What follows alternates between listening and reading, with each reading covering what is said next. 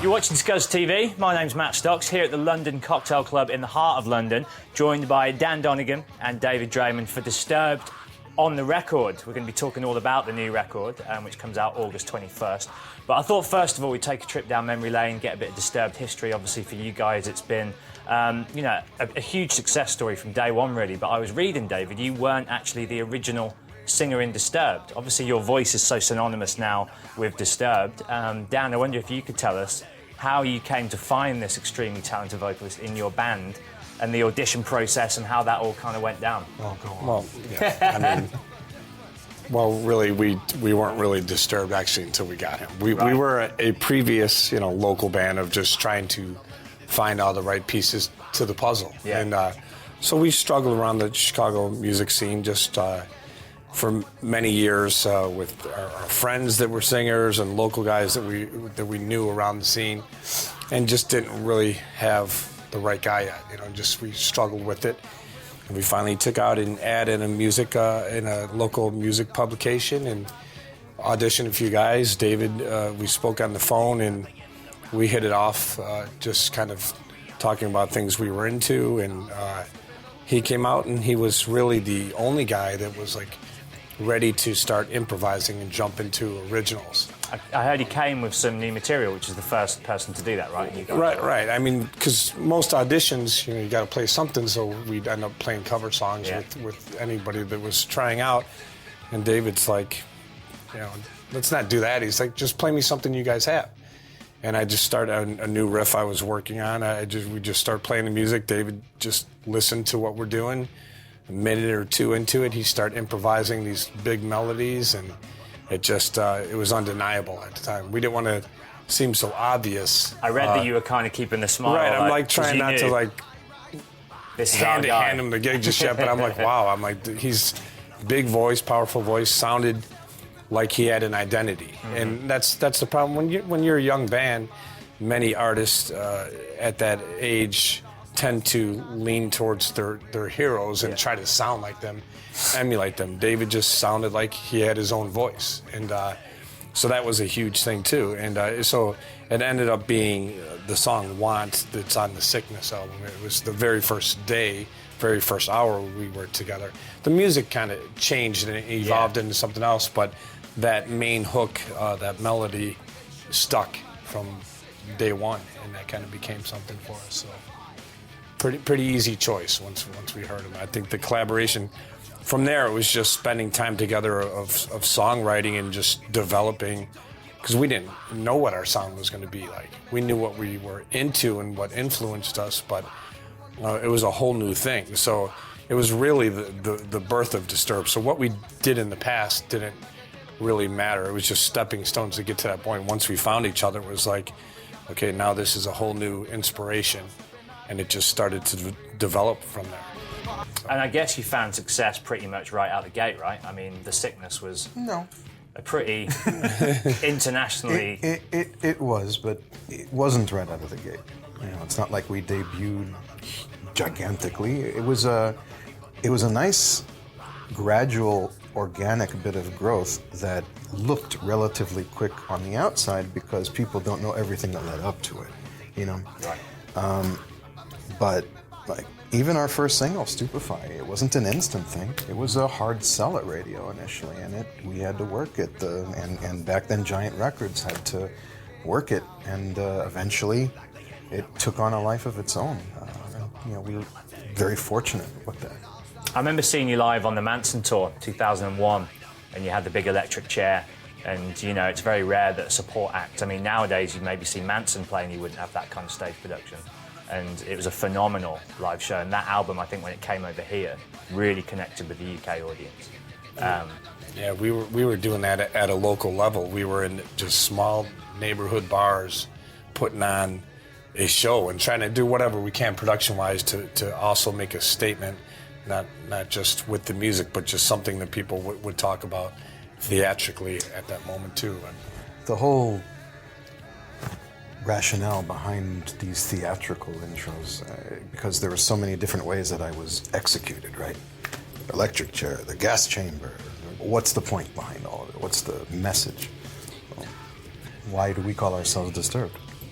The idea behind it was that the tendency of society to simply follow the flock and to not embrace their own individuality and to just follow every little trend that they're fed and whatnot, and how the people who do decide to embrace their individuality and they set themselves apart from the norm of society, that they're viewed as outcasts of a sort.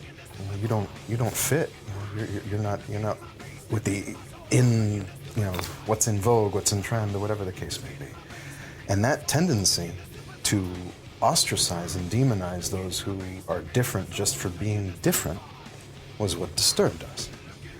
And what does society do to individuals who are different? They weed them out, they hunt them down, they ostracize them, they persecute them, they execute them. So that was the point. And luckily for you guys, obviously there's plenty of individuals out there who do want to be different, right? Who don't want to follow the current. Well, we've made a career on that. Yeah. Thankfully, there are plenty of different people out there. Album number 2, of course, as well. People talk about the difficult second album. I mean, for you guys, it was very obvious when it came out that you wanted to broaden the soundscape. Obviously, it debuted at number 1. That would be the first of 4 consecutive albums so far to debut on the billboards at number 1. What's your memory of making that second album? Did the pressure and the fame and the success of that first kind of weigh on you? Did you feel like you had to prove a point with that second album? Sure. It does to any musician. Mm-hmm. Your sophomore release, there comes with the sophomore curse. Yeah. You have to overcome that. We were as nervous as any young band. Look, we're still nervously excited any time a record comes out, whether or not we can measure up to what we've done. The further along in your career you go, the more challenging it becomes. So that was just the beginning. Yeah, right. And to be honest, there wasn't even really even back then, there wasn't a conscious effort to broaden things per se.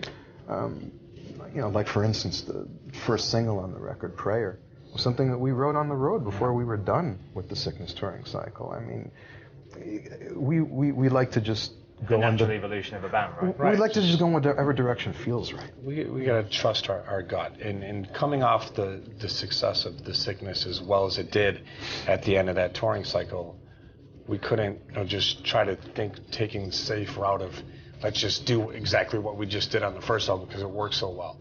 That would be cheating ourselves and cheating the fans. We had to naturally follow our gut of where we wanted to go musically with it and song-wise. Otherwise, we didn't want to do a part 2 of Disturbed. Mm-hmm. And Down with the Sickness and Stupefy and those hits. They're great songs. We love them, but we just wanted to continue growing as writers, as musicians, and always evolve and just push ourselves there. It wasn't just going to be a copycat of the first album.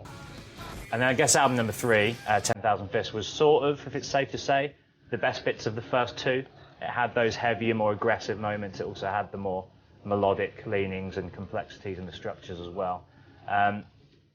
Is album number 3 when you begin to kind of feel like you're finding that sound which is distinct to you guys? Are those first 2 sort of the shaping and evolving of that? I mean, by the time you get to the third, is that when you're like, okay, this is us now. This is kind of Disturbed. It was us from day one. Yeah. In my opinion, that identity has been there since the very first track that has been heard from us.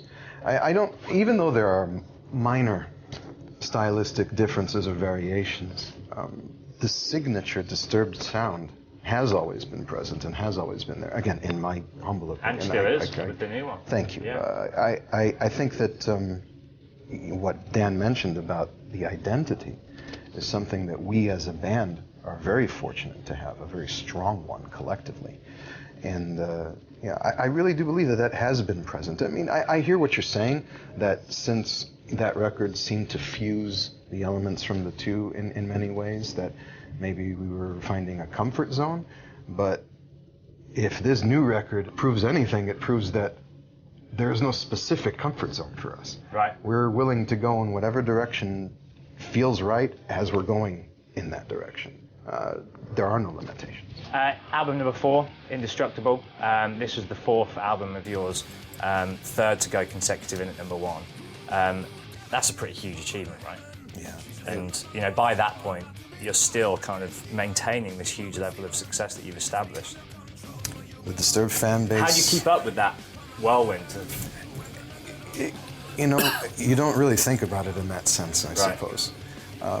The whirlwind is watching your fan base grow, you know, exponentially over the course of time. The whirlwind is having things happen like, you know, playing your hometown on Ozfest, you know, deciding to close the second stage and having to be moved to the main because you created a near riot situation for 25,000 people pouring into an area that can only accommodate 10. That's whirlwind. You know, the rest of it, it's just the extra sort of flavor. Yeah, to any band who truly, truly loves the purity of what they do, it's all about the live experience and seeing that and feeling that and giving people their release and making people, you know, forget about the bullshit of the world for a little bit and feel powerful and transcend things, and that's what it all comes down to. The rest of it is all wonderful, don't get me wrong. We're grateful for every aspect of it, but at the end of the day, live, live, live, and that's what gets us most excited. And what we have been very blessed with and very encouraged to always see is that with each record, it continued to grow and expand. That's always been a tremendous motivational force for us. Album number 5, Asylum, 4th consecutive number 1. Pretty angry, dark, introspective in many ways album. Is that a reflection of your personal lives at that time? Was it a difficult time personally? Mm-hmm. And was that why the decision was made after that to kind of then take that break? I mean, no. No? Well, let's talk first of all about that album and the kind of themes that are going on. When I first started penning lyrics for the record, besides how the music already felt dark, the musical ideas that Danny had sent me, and when I started, you know, when I came up with the melody form, and it added to the dark element to it, and I was in a really, really depressed state at the time.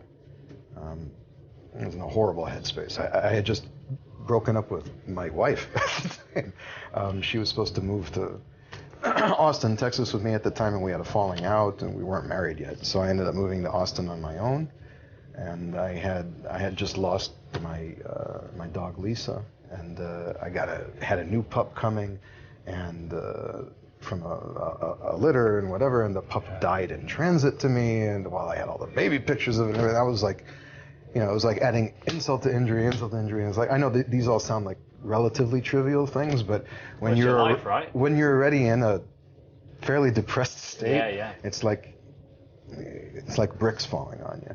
And I just kind of downward spiraled for a little bit and used the music, as I always have, for catharsis and therapy. I mean, like 2 or 3 songs in, Dan called me, I remember, and he's like, you know, dude, are you okay? Because it was, I mean, if you read some of the shit and you really kind of get a vibe for what was going on, there were some red flags up, you know. I mean, I wasn't in a good state of mind, that's for sure. I read a quote about when you wanted to take the break. It said everything was strategic. We wanted to give ourselves a chance to breathe, give fans the chance to breathe, give culture the chance to evolve. Now it's time. The environment feels ready. The musical landscape feels ready. We're ready. Well, that's the most important part that you just hit on. We're ready. You guys as a band, as individuals. We're ready to unleash this fire that has built up inside of us over this hiatus. That was what it was for. To make both band and fans get a renewed appreciation for one another. Things had become too predictable. Things had become too cyclical. Make a record tour, make a record tour. That, you know, they're not events anymore then. It's just something that happens, you know, regularly. And you kind of feel like you're just stepping back into the office and punching your time clock and going again. There's something definitely to be said, you know, about the relevance and power of the notion of absence making the heart grow fonder. And it did for both of us. And so we were not going to return until we felt like we were burning with a desire to do so, and that we had, the passion and conviction to put together the material that it took to set the world on fire. So, that's where we're at. And I think that we're very proud of what we've done, and we can only hope that this record is satisfactory enough to make them feel like this time away from each other was justified. Well, I've heard it, and I can confirm it is. It's called Immortalized, out August 21st. Am I right in thinking it was the most collaborative effort of all of your releases? It was a real case of teamwork, bringing the best of the best of the best to the table, and really kind of honing in on all the band's strengths and sharing the writing duties and experience. And letting a very strong producer in his own right into the fold as well, who has his own tremendous creative abilities. Kevin is a brilliant creative mind. And this experience was unique on a number of different levels. Even prior to us working with Kevin, before we even knew we were going to, the experience was different just because it was the first time since 2001 that we wrote all of this material with all of us in the same room at the same time. That's got to be the best way to do it, right? There is no substitute for the magic and the chemistry that you're able to harness, that we're able to harness, thankfully. The technology, that technology makes it convenient to be able to send files and get the ball rolling to get ideas, but the magic of being in the room together is just undeniable, and that's what we needed to get back to, and it was amazing. And like you said, with the collaboration on this, in the previous albums, not that we sacrificed anything on it, but we got away from that, but in previous albums, when we would enter the studio, it's like, okay, I got my guitar parts ready, he's got his vocal parts ready. This time of coming in, of having the ideas, but keeping the open mind of writing and collaborating in that moment, and just vibing off the part, knowing that the interaction of sharing those moments of improvising and watching these songs develop and not getting too attached to the early stages of it. So it was a lot easier for me to change parts because I'm not as married to them as I would have been in the past, or vice versa. Somebody can make a suggestion without bruising any egos, because now I've been playing the riff so much at home that I don't want to change it. Yeah. Or he's got his melody stuck in his head that he doesn't want to change that, or for any of the guys. So it made it a lot easier to sit in a room, improvise, write, and then record on the spot when we're in that moment, and just capture that magic as it's happening. The Vengeful One was the lead single. That's the third track on the album. The music video, of course, is live. People can see that. And again, I guess thematically, for you guys, politics, war, religion, environmentalism, things like this have always been, a very overwhelmingly resonant kind of area of topic that you like to really get your teeth into. Talk to us a little bit about that, I guess, when you've been away for that time, there's obviously a lot of thought that goes into the single, which you want to lead the campaign off, as it were. Yeah, I mean, the nice thing about the Vengeful One is it's got enough meat and potatoes to make the core Disturbed fans satisfied, but does push the envelope somewhat stylistically and sonically for us. So it does show a bit of evolution, but is familiar enough that it can reinvigorate everyone. So we felt good about it, and even the message of it alone, the meaning of it, the dark and ominous aspect, kind of what you needed to come back with to a fan Fantasy base. and monsters, isn't it, as well? There's always that kind of... Yeah, well, for the way I wrote the song, it wasn't intended that way. The way that Phil Mucci interpreted it in the video, utilizing the guy, it certainly turned into that, and he did a great job of it. The idea behind the song is that it's depicting the Archangel Gabriel, looking over the world, and the destroyer, the right hand of God, the guy who laid Sodom and Gomorrah to waste, and if you believe in that sort of thing. And he's looking over the planet, seeing the destruction, seeing humanity preying upon itself, seeing the media fuel conflicts all over the globe, and the agendas and the greed, and saying that you've gone too far. There's no turning back, and the slate must be wiped clean. And I guess the agenda for you guys as a band is, with the next song, Open Your Eyes, is encouraging people who listen to your music to be aware and conscious of. I encourage people, whether they listen to our music or not, to be aware and open their eyes. People are fed a fairly steady stream of bullshit on a regular basis that everyone is just expected to ingest and lap up and believe. And there are so many distractions in this world, and there's so much sleight of hand going on, and we just encourage people to try and seek out the truth.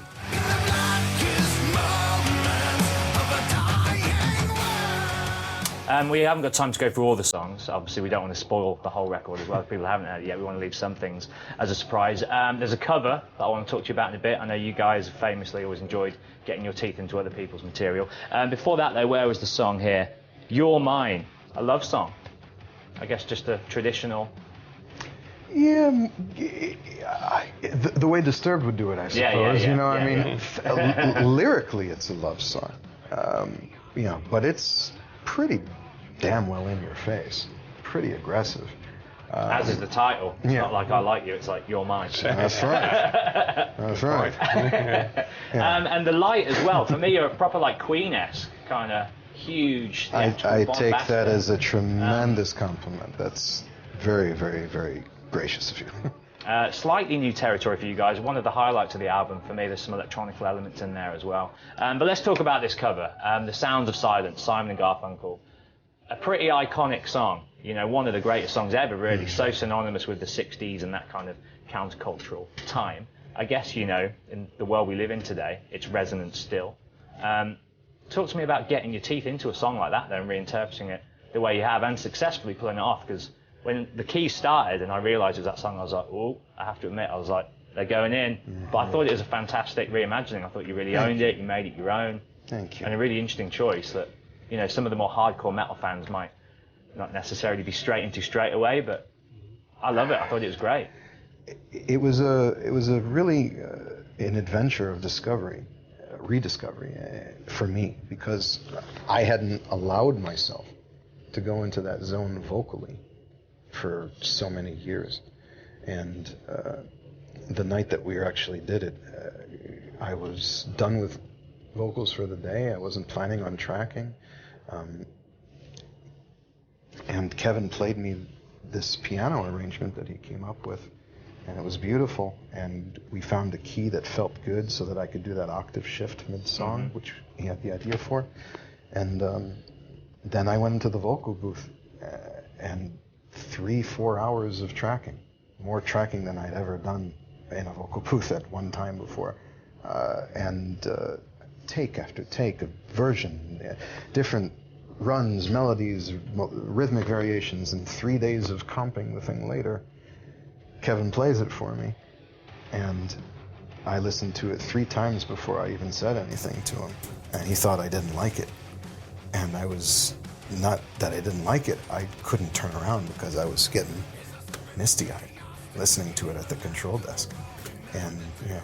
Yeah, I think just trying to take it down a different path, and like David mentioned earlier, we didn't want to be predictable on doing the typical, put the Disturbed stamp on it, how people would want it. And we didn't do it this way just for the sake of being different. I just thought it would be more challenging to go down this road and try to find, you know, make a version of it that's really going to have the vocals carry this song emotionally from start to finish. And so even picking the right key was so important to the song, but because it puts David's vocals in a spot that the fans have never heard him before.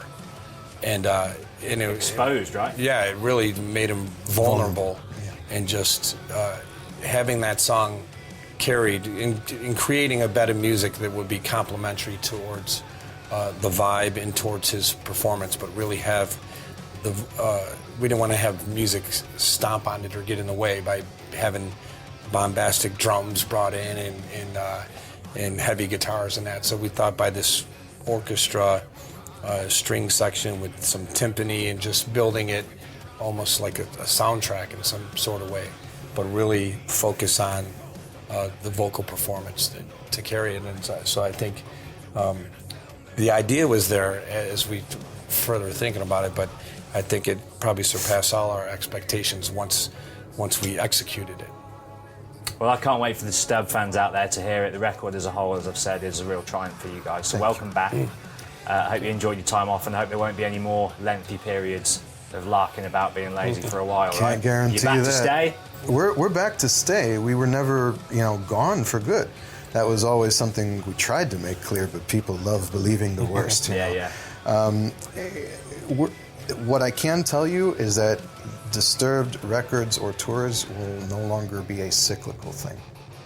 That it's going to happen every once in a while when we feel re-inspired to go back out there and do it. And that can be a couple years apart, it can be more, it depends. It'll really depend on our barometer. And we don't want to go out there until we're completely re-energized and ready to unleash hell. Good times. You've been watching Disturbed on the Record. Dan, David, thank you very much for your time. The Immortalized is out August 21st. Congratulations, gentlemen. Thank you. Thanks for coming on the show. Appreciate it. Cocktails on me, yeah? Come on.